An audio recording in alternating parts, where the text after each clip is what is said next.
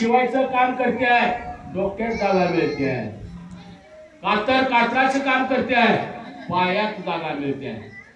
ज्या ग्रस्तानं, ज्या हरिभक्त पारायण ज्ञानोबा माऊलीनं शिवायचं काम केलं, डोळ्याचं काम केलं, परंतु कुटुंब मात्र एक लाईनीमध्ये असणारं, सत्मार्गाला लावलं. संस्कार असणारे देव महत्व नाही, संस्काराचं अनुकरण करणारी पुढली पिढी ज्या वेळेस प्राप्त होते, त्याच वेळेस असणारे त्या हरिभक्ताचं साध्य असणारं प्राप्त होतं. आणि ते साध्य प्राप्त या ठिकाणी असणारं झालेलं आहे. जोडायचं काम केलं, तोडायचं काम केलेलं नाही.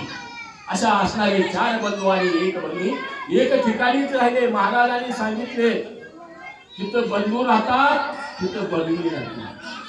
धन्य असणारे बंधू आपल्या भगिनीला उजव्या हाताला घेऊन सांभाळ. कारण बंधूचं असणारं कार्य असतं, थोरल्या बंधूचं काम असतं.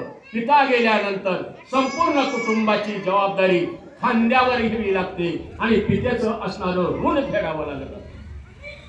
देवाला सांगितलं येताना, 3 ऋण घेऊन असणारा माणूस खाली आलाय, रिकामा आलेला नाही. त्यानं देवाचं ऋण फेडावं लागल, संताचं ऋण फेडावं लागल आणि माता पित्याचं ऋण फेडावं लागल. ह्या 3 ऋणासहित तो या ठिकाणी आलाय. म्हणून देवाला कधीच असणारं विसरायचं नाही. संताची कृपा झाली आहे, संताची अवहेलना कधी करायची नाही. काशी तीर्थाला जायचं नाही, देवदेव काही जरी कमी केलं तर चलल, पण माता पित्याची सेवा विसरायची नाही. माता पिता हेच सर्वश्रेष्ठ असणारे आपले आहे. देव घेतोय तेव्हा देतोय, पण माता पिता काहीच न घेता देणारे म्हणजे माता पिता आहे. देवाचा आशीर्वाद मस्तकावर असतो, देवाचा आशीर्वाद तू कल्याण हो म्हणतो, पण माई वल्लाचा आशीर्वाद हृदयातून असतो. आपल्या आईवडिलाची अवहेलना करा, दुःख द्या, तरी आईवडील असणारे कधीच त्या ठिकाणी असणारे दुःखित होणार नाही. दुःख दिले तरी असणारी त्या ठिकाणी माऊलीचे चित्त गाणे लेकुराचे हित.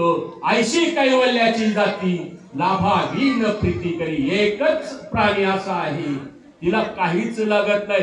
देवदेव म्हणतोय, देवाला सुद्धा असणारी भक्ती लागते, देवाचं नाम स्मरण घ्यावं लागतंय, पूजा अर्चा करावी लागते, वारी करावी लागते, तवा देतोय.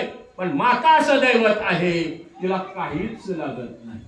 लहानाचं मोठं करतो, संगोपन करते, कडेवर करतो, पण माता माता म्हणून पितालाही विसरता येत नाही. बाप ही तवड्यात श्रेष्ठ व्हायचा महाराज. असा आई कडेवर घेऊन घर दाखवते, आई कडेवर घेऊन घर दाखवते. बाबा इथं जाऊ, या साईड जाऊ, इथं गटारा करतील जाऊ. बाप ती करीत नाही, बाप खांद्यावर घेतो, अख्ख्या जगाचं दर्शन घडवितो आणि मनात एकच विचार करतो.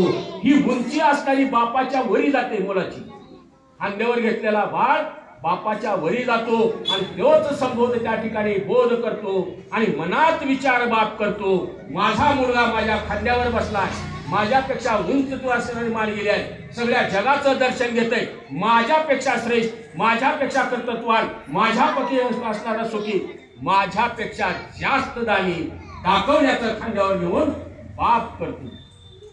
जेवढी आईची भूमिका आहे तेवढीच बापाची भूमिका या ठिकाणी आहे. हे प्रवचन आईवडिलावर आहे, आईवडिलाचंच वर्णन करावं लागतं या ठिकाणी. बाप कधी कळतो?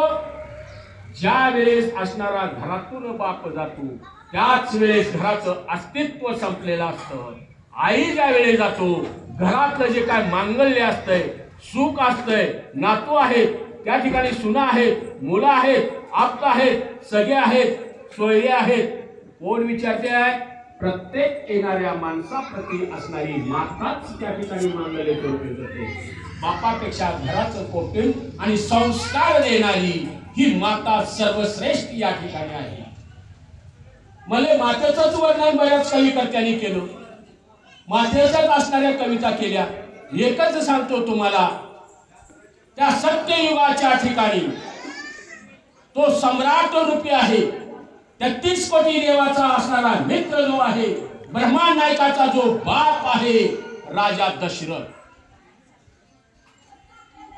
14 वर्ष वनवास पतीची जे असणार पत्नीला असणारे वरदान दिलं, पाठविलं. काही काही सुमित्रा दाहो करून रडल्या, डोळे आटले गेले, रडणं थांबलं गेलं, सगळंच थांबलं, पण बाप थांबला नाही. बघत होता चित्र